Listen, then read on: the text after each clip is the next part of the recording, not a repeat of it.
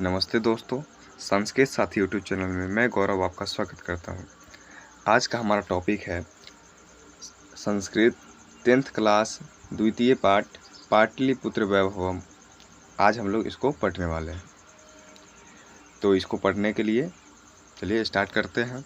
Video को आप शुरू से अंत तक देखिएगा ताकि अच्छा से समझ में आए।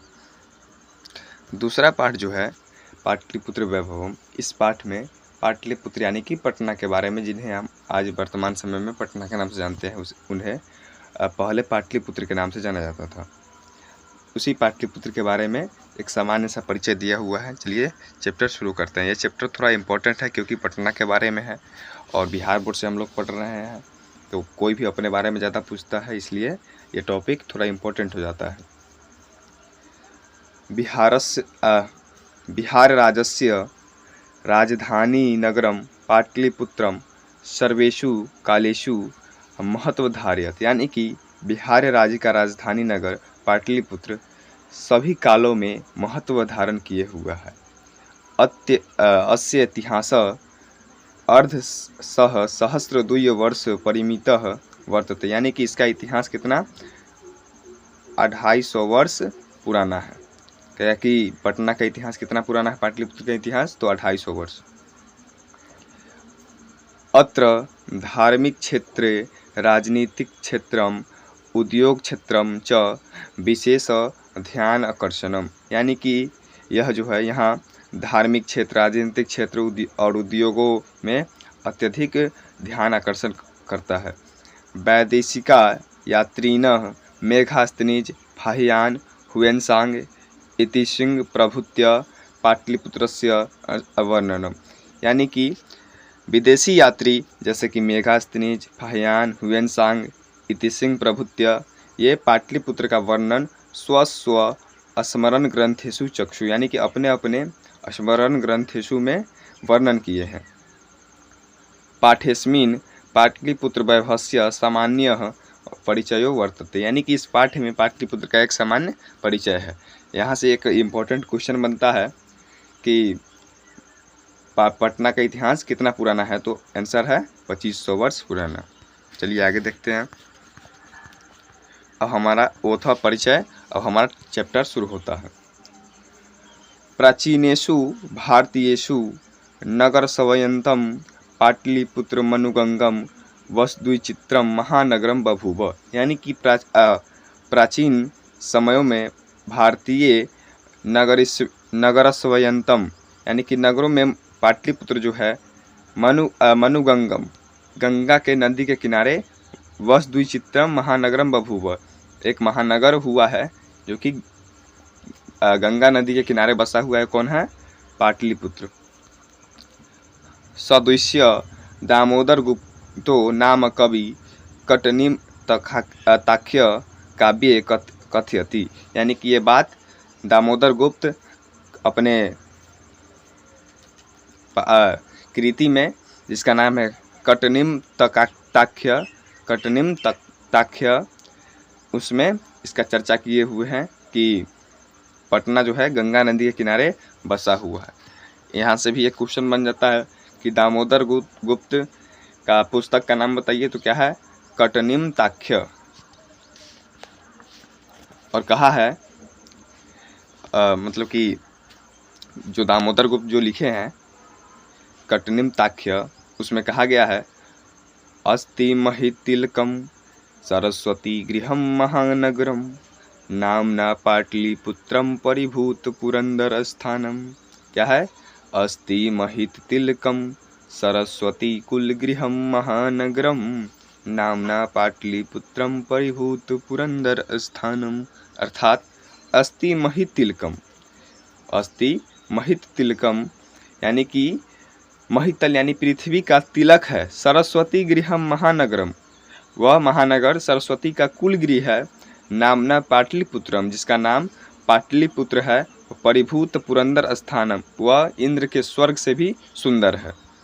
ये बात दामोदर गुप्त अपने कृति कटनीम ताख्य में कहते हैं कि पाटलिपुत्र जो है वह इस पृथ्वी का, यह इस महितल का तिलक है, सरस्वती का कुलगृह है, जो परिभूत पुरंदर स्थानम, इंद्र के स्वर्ग से भी सुंदर है। आगे देखिए, इतिहासे श्रूयते यत गंगयाः तीरे बुध काले पाटलीग्राम स्थित अस्ति। यानी कि इतिहासों में कहा गया है कि गंगा के तीरे बुध काले यानी कि बुध के समय में ये पाटलिपुत्र पाटलीग्राम के नाम से स्थित था। यानी पाटलीग्राम के नाम से पटना को जाना जाता था। किसके समय में? बुध के समय में। तो क्वेश्चन यदि आए कि बुध के समय में पटना का नाम क्या था, तो पाटलीग्राम। आगे, यत्र च भगवान बुध बहुकृत्व समागत, यानी कि यहाँ पर भगवान बुध बहुकृत्व समागत यानी बहुतों बार आए हुए हैं। तेन कथितमासीत् यद ग्रामोऽयं महानगरं भविष्यति किन्तु कलहस्य अग्निदाहस्य जलपूरयस्य च भयात् सर्वदा क्रांत भविष्यति। और उन्होंने कहा है कि यह ग्राम एक दिन महानगर के रूप में उभरेगा, लेकिन कलह से, जैसे कि अग्नि से, जल से, इन जैसे प्राकृतिक आपदाओं से हमेशा ग्रसित रहेगा। कालांतरेण पाटलीग्रामः एव पाटलिपुत्रमिति कथितः, यानी कि पाटलीग्राम समय के बाद कालांतरेण कुछ समय के बाद पाटलिपुत्रमिति के नाम से भी जाना गया। चंद्रगुप्त मौर्यस्य काले अस्य नगरस्य शोभा रक्षा व्यवस्था च अति उत्कृष्टा सिमदित, यानी कि चंद्रगुप्त मौर्य के समय पटना का नगर यानी कि पाटलिपुत्र का नगर और शोभा और रक्षा व्यवस्था अति उत्कृष्ट था, यानी बहुत ही अच्छा था। यूनान राजदूतः मेघास्तिनि स्व संस्मरणेषु निरूपयति, यानी कि यह बात यूनान के दूत मेघास्तिनि अपने संस्मरण कृति में इस बात को लिखा हुआ है कि चंद्रगुप्त मौर्य के समय पटना का शोभा और रक्षा व्यवस्था अति उत्कृष्ट था। अस्य नगरस्य वैभवं प्रियदर्शिनः अशोकस्य समय सुथरा समद्विवम्, यानी कि और प्रियदर्शन अशोक के समय पाटलिपुत्र प्रियदर्शन बन गया था, यानी कि बहुत ही सुंदर दिखने लगा था उस समय। यहाँ पर एक क्वेश्चन आएगा, यहाँ से क्वेश्चन बनेगा कि पटना का रक्षा व्यवस्था किसके समय में अच्छा था, तो आंसर हो जाएगा चंद्रगुप्त मौर्य। और किसके समय में प्रियदर्शन बन गया था, तो इसका आंसर हो जाएगा अशोक के समय में। आगे देखिए, हाँ, एक और क्वेश्चन कि यूनान का राजदूत कौन था, तो यूनान का राजदूत था मेघास्तिनिज। आगे, बहुकालं पाटलिपुत्रस्य प्राचीना सरस्वती परंपरा प्रावर्तत इति राजशेखर स्वकाव्यमीमांसा नामके कवि शिक्षा प्रमुखे ग्रंथे सादरम स्मरति, यानी कि बहुकालम पाटलिपुत्रस्य प्राचीना सरस्वती परंपरा वर्तते, यानी बहुत समयों से पटना में सरस्वती परंपरा रहा है। प्रवर्त इति राजशेखर स्वकाव्यमीमांसा नामके कवि शिक्षा प्रमुखे ग्रंथे सादरम स्मरति, यानी कि ये बात राजशेखर जी अपने कृति काव्य मीमांसा में बताते हैं। तो यहाँ से भी एक क्वेश्चन बनेगा कि राजशेखर का कृति क्या है, तो काव्य मीमांसा। और क्या कहते हैं, अत्रोपवर्षवर्षाविः पाणिनि पिंगलाः विव्याधि वररुचि पतंजलि इहि परीक्षितः ख्यातिमुपजगमुः। क्या? अत्रोपवर्षवर्षाविः पाणिनि पिंगलाः विव्याधि वररुचि पतंजलि इहि परीक्षितः ख्यातिमुपजगमुः, यानी कि इसी पटना से अत्रोपवर्षवर्षाविः पाणिनि पिंगल व्याधि वररुचि पतंजलि ये लोग बहुत दिनों तक पटना में परीक्षित होते रहे, यानी कि ज्ञान लेते रहे और कुछ समय के बाद पूरे विश्व में अपना ख्याति पहुँचाए, पूरे विश्व में इनका परिचय हुआ। आगे देखते हैं, कतिपयेषु प्राचीन संस्कृत ग्रंथेषु पुराणादिषु पाटलिपुत्रस्य नामनान्तरं पुष्पपुरम कुसुमपुरम वा प्राप्य, कह रहा है कि कईयों प्राचीन संस्कृत ग्रंथों में, पुराणों में पाटलिपुत्र का नाम पुष्पपुर या कुसुमपुर के नाम से भी मिलता है, यानी कि उसका नाम पुष्पपुर और कुसुमपुर भी था। अनेन ज्ञायते यत् नगरयास्य समीपे पुष्पाम बहुल उत्पादनम भवति स्म। कह रहा है कि उस समय पटना में फूल जो है बहुत ही ज़्यादा उत्पादित होता था, इसलिए उसे पुष्पपुर के नाम से भी जाना जाने लगा। पाटलिपुत्रमिति शब्दोपि पाटलिपुत्र पुष्पानाम पुतलिकार चरणामृतस्य प्रचलित। तभी से ये शब्द प्रचलित हो गया, पुष्पपुर के नाम से उसी समय से जानने लगा। शरत काले नगरेस्मिन् कौमुदी महोत्सवः इति महान समारोह गुप्त वंश काल शासन काले अतीव प्रचलित। करा है कि शरत काल में उस नगर में कौमुदी महोत्सव बड़ा ही धूमधाम से मनाया जाता था। ये किसके शासन काल में? तो गुप्त वंश के शासन काल में मनाया जाता था। यहाँ से क्वेश्चन आएगा कि प्राचीन ग्रंथों में पटना का नाम किस नाम से जाना गया है? तो कुसुमपुर या पुष्पपुर के नाम से, कुसुमपुर या पुष्पपुर के नाम से। और कहेगा कि कौमुदी महोत्सव कब मनाया जाता था? तो शरत काल में। और किसके शासन काल में? तो गुप्त वंश के शासन काल में। आगे देखते हैं। तत्र सर्वे जना आनंद मग्ना भभुव। करा कि जब कौमुदी महोत्सव मनाया जाता था तब सभी लोग आनंद में मगन होते थे। संप्रति दुर्गा पूजा अवसरे तादृशः एव समारोह दृश्यते। करा कि अब उसे दुर्गा पूजा के रूप में देखा जाता है कि दुर्गा पूजा के जैसे ही कौमुदी महोत्सव भी मनाया जाता था। काल चक्रवशाद यद्यपि मध्यकाले पाटलिपुत्रम वर्ष सहस्र परिमितम जीर्णात मनभूत तस्य। करा कि समय बीतते गया और जब मध्यकाल आया तब 1000 वर्ष तक जो पटना है जीर्ण शीर्ण रहा, यानी कि ऐसे ही पड़ा रहा, कोई विकास नहीं हुआ। तस्य संकेत अनेकेषु साहित्य ग्रंथेषु मुद्रा राक्षसु लभ्यते। करा कि इसका संकेत मुद्रा राक्षस में मिलता है। आगे मुगल वंश काले अस्य नगरस्य समुद्धारः जातः। करा कि मुगल वंश काल में इस नगर का समुद्धार हुआ, यानी कि कुछ विकास किया। आंग्ल शासन काले च पाटलिपुत्रस्य सुतराम विकासो जातः। यानी कि जब अंग्रेज आए तब पटना का और ज़्यादा विकास हुआ। नगरमिदं मध्य काले एव पटनेति नामना प्रसिद्धम गात। यानी कि मध्यकाल में इस नगर को पटना के नाम से जाना लगा। यानी कि कहे कि पटना का नाम पटना कब पड़ा? तो मध्यकाल में ही पटना को पटना के नाम से जाने लगा था। आगे देखते हैं। अयम च शब्द पतनमिति शब्दात निर्गत। कि पटना जो शब्द है कहाँ से लिया गया है? तो पतन शब्द से। पटना शब्द पतन शब्द से लिया गया है। ये क्वेश्चन बन जाता है कि पटना शब्द किस शब्द से बना है? तो पतन शब्द से। आगे है नगरस्य पालिका देवी पटन देवी अद्यापि पूज्यते। करा कि यहाँ पर इस माने कि पटना का नगर देवी कौन है? तो पटन देवी, उन्हें यहाँ पूजा जाता है।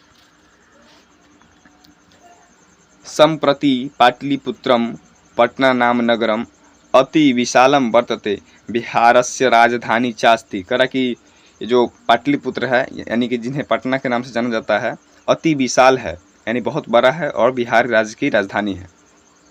अनुदिनम नगरस्य विस्तारः बभूव। करा कि अनुदिनम दिन पर दिन इस नगर का विस्तार होते जा रहा है। अस्योत्तरस्याम दिशि गंगा नदी प्रवहति। करा कि इसके दक्षिण में गंगा नदी बहता है। तस्या ऊपरी गांधी सेतुर नाम एशिया महादेशस्य दीर्घतम सेतु किंच रेलयान सेतुरपि निर्मीयमानो वर्तते। करा कि जो गंगा नदी बहता है उसी के ऊपर गांधी सेतु नाम का एक सेतु है, पुल है, जो कि पूरे एशिया का सबसे बड़ा पुल है। पुल का नाम क्या है? गांधी सेतु। और उस पर रेल मार्ग भी बिछाया गया है। नगरेस्मिन् उत्कृष्ट संग्रहालय, उच्च न्यायालय, सचिवालय, गोलगृहं, तारामंडलम, जैविक उद्यानम, मौर्यकालिकः अवशेषः, महावीर मंदिरम इत्सयते दर्शनीयाः सन्ति। कह रहा कि नगर में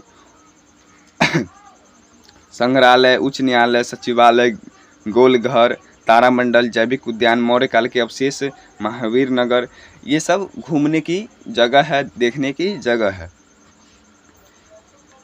प्राचीन नगरे सिख संप्रदायस्य पूजनीयम स्थलम दामोदर दशम गुरु गोविंद सिंह जन्मस्थानम गुरुद्वारेति नामना प्रसिद्ध वर्तते। यानी कि सिख संप्रदाय के 10वें गुरु गोविंद सिंह का जन्म पटना में ही हुआ था। तस्य देशासस्य तीर्थ यात्रीन दर्शनार्थमायन्ति। करा कि तस्य उनके दर्शन के लिए तीर्थ यात्री यहाँ पर आते हैं। आगे देखते हैं। एव पाटलिपुत्रम प्राचीन कालात् अद्यावधि विभिन्नेषु क्षेत्रेषु वैभवं धारयति, सर्वच संकलित रूपेण संग्रहालयेन दर्शनीयमिति। यानी कि पाटलिपुत्र प्राचीन से ही विभिन्न क्षेत्रों में वैभव धारण किए हुआ है। इसको अभी देखने को कहाँ मिलेगा? तो संकलित रूपेण संग्रहालय दर्शनीयमिति। यानी कि ये सब हमको अभी संग्रहालय में देखने को मिलेगा। जैसे गोल घर हो गया, संग्रहालय में जाइएगा तो मौर्य काल का अवशेष मिलेगा। पर्यटन मानचित्रे नगरमिदं महत्वपूर्णम। पर्यटन के दृष्टि से ये जो नगर है पटना, ये महत्वपूर्ण हो जाता है। इस तरह से हमारा चैप्टर समाप्त हुआ। अब हम इससे संबंधित, यानी कि इस चैप्टर में जो भी था उससे संबंधित कुछ ऑब्जेक्टिव क्वेश्चन करने वाले हैं, जो कि बेहद इम्पोर्टेंट है। चलिए प्रश्न स्टार्ट करते हैं। पहला प्रश्न है, पाटलिपुत्रम कास्याः नद्याः तीरे अवस्थितमस्ति। यानी कि पटना किस नदी के किनारे बसा हुआ है? तो दामोदर गुप्त, यमुना, स्वर्णरेखा, गंगया। इसका राइट आंसर क्या हो जाएगा? गंगया। गंगया नदी के किनारे बसा हुआ है। दूसरा क्वेश्चन है, चंद्रगुप्त मौर्य काले पाटलिपुत्रस्य नगरस्य रक्षा व्यवस्था कीदृशी आसीत्। यानी कि चंद्रगुप्त मौर्य के समय पाटलिपुत्र का रक्षा व्यवस्था कैसा था? तो उत्कृष्ट, अधम, पतित, अराजक। तो इसका राइट आंसर क्या हो जाएगा? क्या देखे थे कि चंद्रगुप्त मौर्य के समय पटना का जो रक्षा व्यवस्था है, शोभा जो है उत्कृष्ट हो गया था, यानी कि बहुत ही अच्छा हो गया था। अगला क्वेश्चन देखते हैं। हमारा जो तीसरा क्वेश्चन है, राज्ञे अशोकस्य समय अस्य नगरस्य वैभवं कीदृशम् आसीत्। तो उत्कृष्ट, अराजकः, पतितः, सुतराम समृद्धम। तो इसका राइट आंसर क्या हो जाएगा? सुतराम समुद्रम, यानी कि बहुत ही अच्छा हो गया था। चौथा क्वेश्चन है, काव्य मीमांसात्मक ग्रंथम कह अलिखत। यानी कि काव्य मीमांसा नाम का दर्शन किसने लिखा था? तो इसका राइट आंसर क्या हो जाएगा? राजशेखर जो है काव्य मीमांसा लिखे थे। अगला क्वेश्चन है, एशिया महादेशस्य दीर्घतम सेतु कः अस्ति। यानी कि एशिया महादेश का सबसे बड़ा सेतु कौन है? तो गंगा सेतु। इसका राइट आंसर क्या हो जाएगा? गंगा सेतु। अगला क्वेश्चन है, पाटलिपुत्रस्य नामांतरणम कः प्राप्य। कि पाटलिपुत्र का जो नाम है नामांतरणम कः प्राप्य। तो इसका राइट आंसर हो जाएगा कुसुमपुरम। अगला क्वेश्चन है, कस्मिन् काले पाटलिपुत्रम वर्ष सहस्र परिमितः जीर्णामनभूवत्। यानी कि पटना कब 1000 वर्षों तक जीर्ण शीर्ण रहा। तो इसका राइट आंसर हो जाएगा मध्यकाल में। अगला क्वेश्चन है, मुगल काले कस्य समुद्धारः जातः।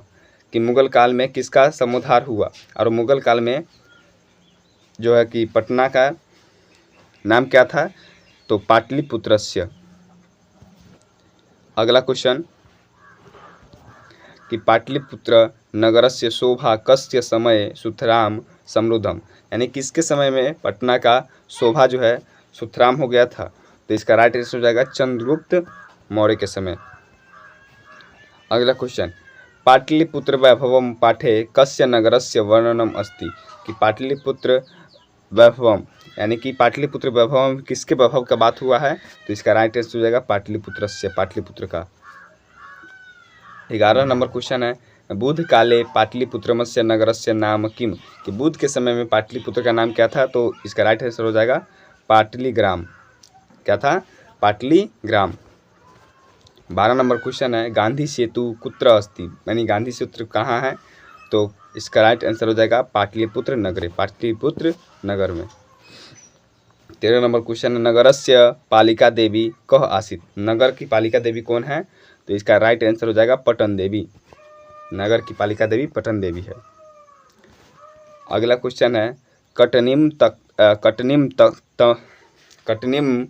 काव्यस्य रचनाकारः कः, कटनीमत काव्य की रचना किसने किया था।